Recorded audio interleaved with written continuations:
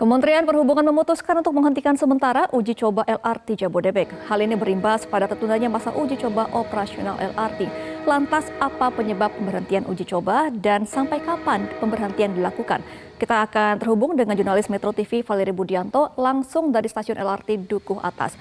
Selamat pagi Valeri, apa yang menyebabkan uji coba LRT dihentikan dan kapan LRT akan dapat kembali beroperasi?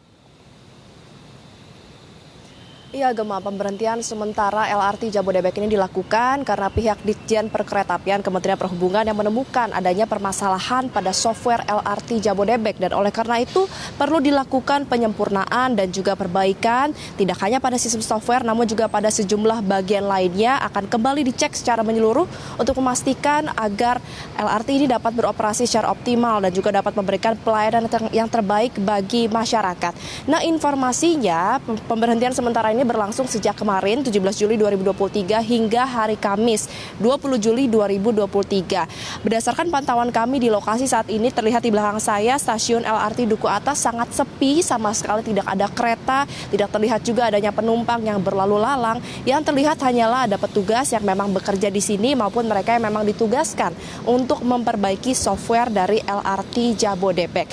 Kemudian meski memang untuk uji coba ini hanya dihentikan sementara hingga tanggal 20 Juli 2023, namun tidak berarti pada hari Kamis mendatang akan langsung diberlakukan kembali uji coba untuk tahap 1 maupun tahap 2, melainkan pihak LRT akan melakukan trial run terlebih dahulu selama 3 hari, yaitu mulai tanggal 21 Juli hingga 23 Juli 2023, kemudian baru akan kembali dilanjutkan dengan uji coba operasional tahap 1, yaitu untuk tamu undangan pada tanggal 25 Juli 2023 dan dilanjutkan dengan tahap 2 untuk masyarakat umum di tanggal 29 Juli 2023. Nah, Gema, ada 5 fakta nih yang menarik untuk pemirsa ketahui mengenai dan juga seputar LRT Jabodebek. Kita lihat sama-sama ya.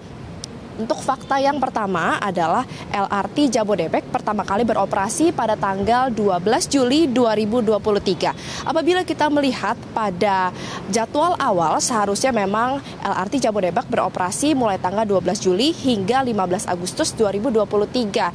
Dengan rincian untuk tahap pertama khusus untuk tamu undangan dimulai pada tanggal 12 Juli hingga 26 Juli 2023, kemudian akan dilanjutkan dengan masyarakat umum di tahap 2 mulai tanggal 27 Juli hingga 15 Agustus 2023. Namun tentunya dengan adanya pemberhentian sementara uji coba akan berimbas kepada jadwal awal uji coba. Dalam hal ini seharusnya untuk tahap pertama untuk tamu undangan seharusnya sudah selesai pada tanggal 26 Juli 2023. Namun kini menjadi baru selesai di tanggal 28 Juli 2023.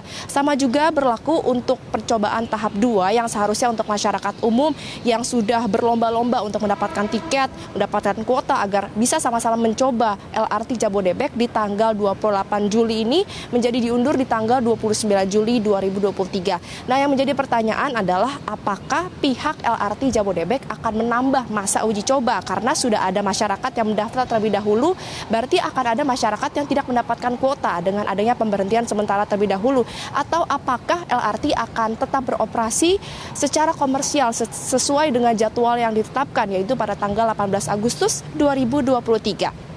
Kemudian untuk fakta yang kedua adalah hingga saat ini belum ada tarif yang ditetapkan untuk LRT Jabodebek. Meski sudah dijadwalkan untuk beroperasi secara komersil 1 bulan mendatang di tanggal 18 Agustus 2023, pihak LRT juga masih belum menetapkan besaran tarif yang akan dikenakan untuk masyarakat maupun penumpang yang akan naik LRT Jabodebek. Satu-satunya tarif yang ditetapkan adalah tarif untuk uji coba operasional LRT Jabodebek, yaitu hanya dikenakan sebesar Rp1 saja, baik untuk tamu undangan maupun untuk masyarakat umum. Tapi memang pihak LRT mengaku sudah menerima usulan dari sejumlah pihak mengenai berapa besaran tarif yang harus dikenakan. Misalnya ada yang mengusulkan agar LRT ini dikenakan tarif sebesar Rp15.000 perjalanan. Namun juga ada yang mengusulkan agar untuk LRT ini diterapkan tarif progresif, yaitu adanya biaya tambahan untuk setiap kilometer perjalanannya dengan tarif biaya maksimal Rp25.000. Namun sekali lagi ini semua masih bersifat usulan, belum final final, dan untuk tarif finalnya akan sangat bergantung pada keputusan pemerintah. Apakah akan dikenakan subsidi terhadap para penumpang dan juga berapa sih kira-kira tarif yang pantas dan juga dapat digunakan oleh penumpang dan juga masyarakat di Jabodebek. Nah, untuk fakta yang ketiga adalah LRT Jabodebek menggunakan sebanyak 20 sampai 27 kereta per harinya. Apa sih maksudnya? Jadi secara total akan ada sebanyak 31 train set atau rangkaian kereta yang akan digunakan oleh LRT Jabodebek setiap harinya. Dengan rincian, sebanyak 27 kereta ini akan digunakan pada jam-jam sibuk, misalnya di pagi hari dan juga sore hari.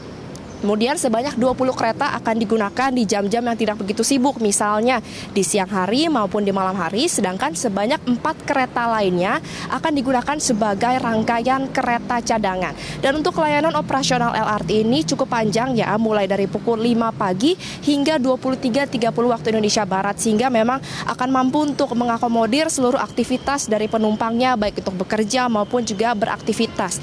Kemudian untuk LRT Jabodebek ini rencananya akan menerapkan sebanyak 434 perjalanan setiap harinya dengan target awal penumpang sebanyak 137.000 penumpang. Kemudian fakta selanjutnya adalah LRT Jabodebek akan terhubung dengan moda transportasi lain. Nah, ini berarti khusus LRT Jabodebek memiliki keunggulan terhubung dengan moda transportasi seperti Transjakarta, MRT, KRL, kemudian Jaklingko, angkot, dan juga banyak moda transportasi lainnya. Bahkan khusus untuk di stasiun LRT Halim akan terhubung dengan kereta cepat Jakarta-Bandung, KCJB, dan juga akan terhubung dengan sejumlah layanan lainnya seperti taksi, travel, Transjawa, dan juga banyak lainnya. Tujuannya adalah untuk memudahkan masyarakat yang ingin beraktivitas menggunakan LRT Jabodebek ini, dan juga kedepannya diharapkan dapat membuat masyarakat beralih dari sebelumnya menggunakan kendaraan pribadi menjadi menggunakan kendaraan umum.